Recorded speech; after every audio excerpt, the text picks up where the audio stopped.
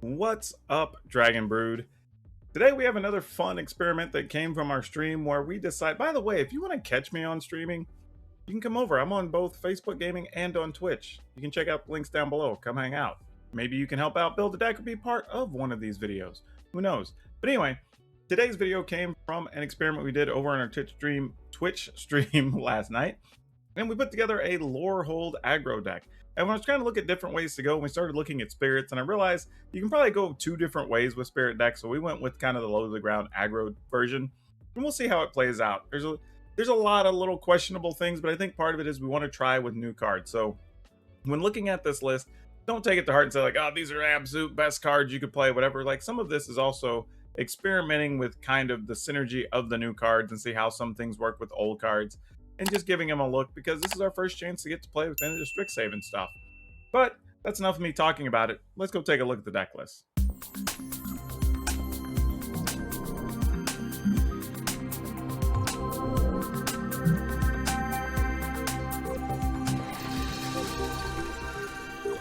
Okay, starting from the top, we have Selfless Savior. This card, not a lot to say about it, other than we probably want a third or a fourth one even, potentially. So it's something I would consider. If you're looking for cards to play where you don't have some of the rares or whatever, this is probably the first card I would up, because it's pretty useful. You're rarely going to be upset that you drew it. It's a great early play. Even with us having a few tap lands, it gives you a few things you can work around with this. So yeah, big fan if you want to go ahead and play extras. We are playing Usher of the Fallen because we are in a little bit of a spirit theme that we have going with the deck. So totally okay playing this. It's a spirit warrior. It also can be just kind of the one creature crew. You know, like if you end up in a situation where you don't want to put another 2 or 3 creatures on the board, this is really nice to be able to use the boast ability. Pay the 2, make a creature every time you attack. It's really, really good for that. And then if your opponent sweeps the board, then you can start deploying the other cards in your hand. Now, one of the new ones here is Blade Age General. It's a 2/2 for 2. You can tap it. Attacking spirit creatures you control, or actually just attacking spirit creatures, get +1/+0. So technically, I guess you could use it on your opponent's stuff if there's some reason. Maybe you need a certain creature to die or something. Now, this doesn't work on defending creatures, which is a little bit of a downside, but it is a 2/2 for 2. It can fight on its own. But if you're getting other things that have spirits or are making spirits, being able to pump the rest of your team is really powerful. So we're going to see how this works out here. This is definitely one of the more experimental cards on the list, but I'm willing to give it a shot. Then we're playing Clarion Spirit, which we've all seen Clarion Spirit at this point. The 2 mana 2/2, and play your second spell, get a white flying spirit. Not a lot to talk about there. Now here, one of the cards we're experimenting with is Plarg, Dean of Chaos. And I'm going to go ahead and bring this up here because it's not so much just this card. It's a 2/2 for 2 on its own. It can let you filter your draws. That's awesome. It's another card, too, that late in the game, you can play this and you can just search, find something that costs 3 or less, play it without paying its cost. That's awesome. But it's the flip side we're really interested in here, and it's Augusta, Dean of the Order, or Dean of Order, I should say. 3 mana, 1/3, and it's really weird where you can, like, other tap creatures you control get +1/+0. Other untapped creatures you control get +0/+1. When you attack, you can untap everything and then tap as many things as you want. That's not going to really matter to us much, other than the fact that this is allowing us to have all of our attackers get extra attack. And that's a big deal. Being able to pump your team +1. Like, as you're going to see with this list, we have several things that can pump your team. So you're going to have, possibly some of those little spirit tokens attacking as 4 and 5 power. And that's really what we built the deck around. So more often than not, we're going to want the second card here. So we're going to be casting Augusta. But Plarg is just fine to play if we need to get our second spell for the turn or anything like that. But I thought we'd bring that up and talk about that one in particular. And then we have Skyclave Apparition. Everybody kind of knows what this is. It points at 3 mana 2/2, remove something that's 4 or less. And then when it dies, they get a spirit back, or actually, not a spirit, but they get a token back equal to the cost of what you removed. And that's fine. It kind of does a lot of things. It's one of the few real removal cards we have in the deck. So definitely going to be big on this. But it's also a spirit, so it gets the benefit from being pumped by all the other things. And then this is one of the fun new cards we really want to play, Venerable Warsinger, which we really like in this deck. 3 mana, 3/3, Vigilance Trample. When it deals damage to your opponent, you get to return something from your yard equal to the damage dealt. The one thing I will say about this card that's very cool is that you return the card, and because we're able to pump the creature, this has trample. So we're going to be able to get damage almost guaranteed in a lot of cases with this. And that's a big deal, because then you're talking about being able to get back your problematic creatures, you know, like your Clarion Spirit and things like that. So this is going to be really neat. I hope it works out the way we're expecting to on this list, because I think it could be really fun and be really powerful here with what we're trying to do. And then we're playing a Hoffrey, Ghostforge, 5 mana, 4/5. All your spirits get +1/+1, but they also have haste and trample, which is cool. And then whenever you have a creature die, effectively, instead of sending it to the graveyard, you exile it and you make a token that's a copy. Then when the token dies, you put the original card into the graveyard.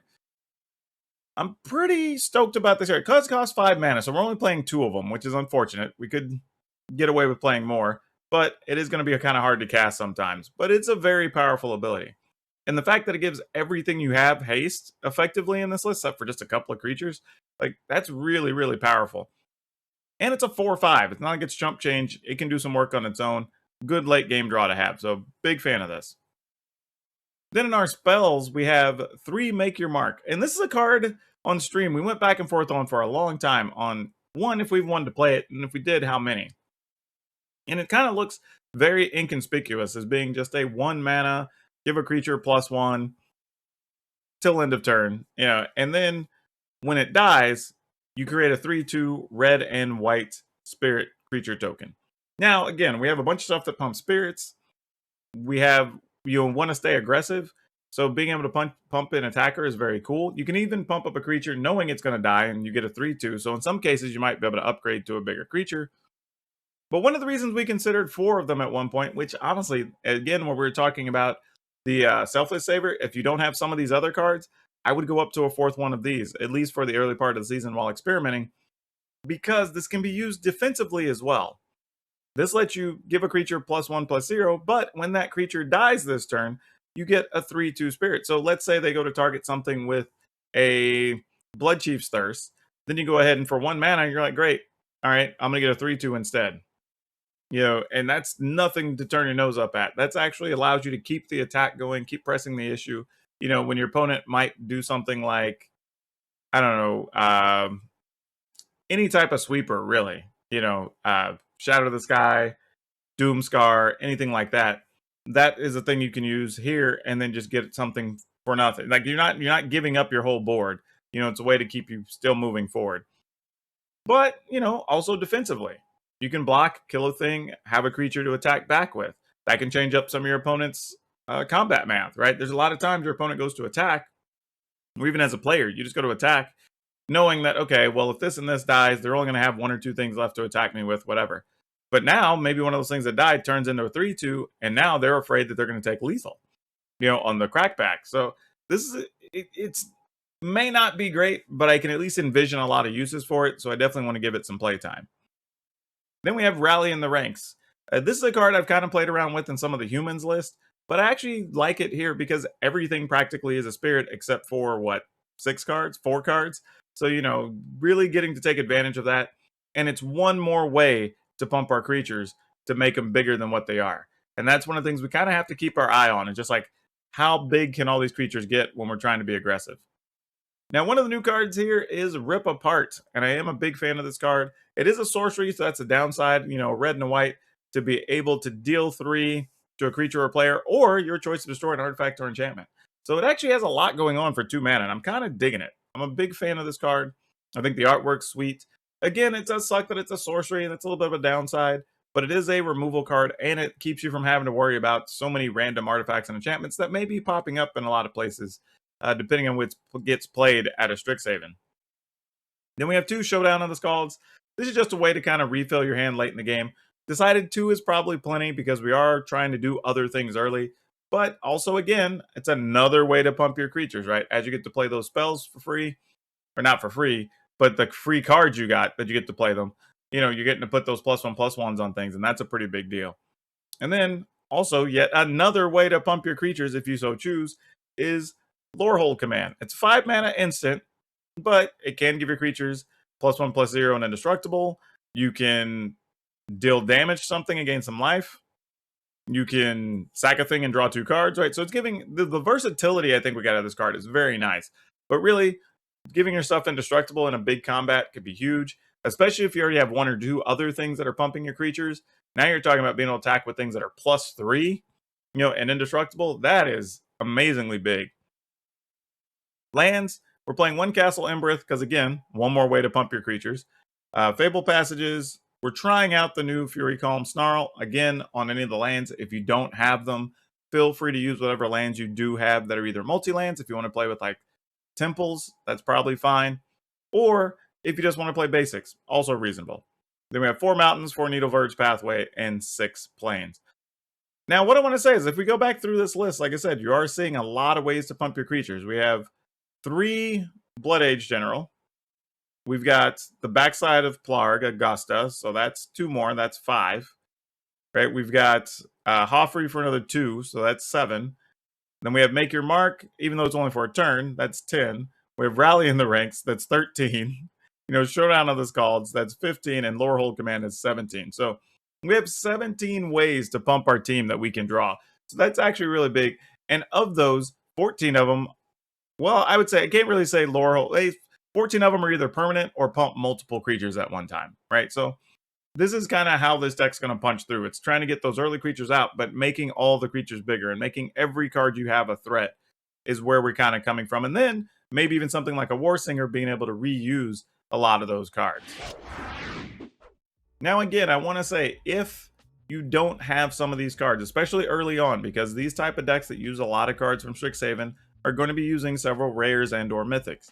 If you don't have this stuff, try to find reasonable replacements from things that already exist. Obviously, some of them won't exist and there won't be equal cards that you can play, but there are enough things, like we said in this list, where you could play something like Selfless Savior in the place of some other things. And we had some other stuff on the list there that you could play as well. So there's definitely some options if you want to do that. So definitely come back, refer to the video if you want to say like, hey, I do remember I'm kind of short on something, or maybe I don't want to spend these extra couple of wild cards. What did PowrDragn say we could replace? Like, hop back over to the video, just go through it real quick. I try to keep them short so you can come back and reference the cards that you may need to replace if you don't own them, because I think that's a good help early in the season to help people out with their deck building. Overall, though, I think the deck looks like a lot of fun. It's a different way to, if you like those red or white aggro decks, there's a way to kind of do something a little bit different. It does have some comeback ability, with some of the different cards it has to replay stuff out of the graveyard, go search for cards, make some tokens. So I like that it's not really restricted like some of the other low to the ground aggro decks are. So this looks like it's going to be a lot of fun. I also think it could be interesting to build the exile graveyard, make 3/2s type version of spirits as well. So it'd be neat to see if somebody comes up with something like that, or maybe we do it on a future video later this season.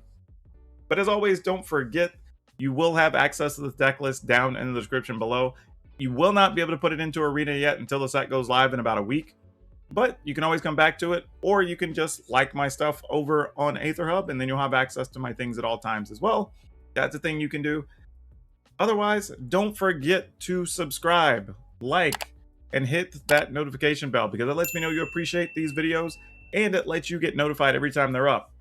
And I'm going to be putting out a video between now and, or actually every day between now and Strixhaven going live for the streamer early access event. So keep your eye on that, and there may even be multiples on some days.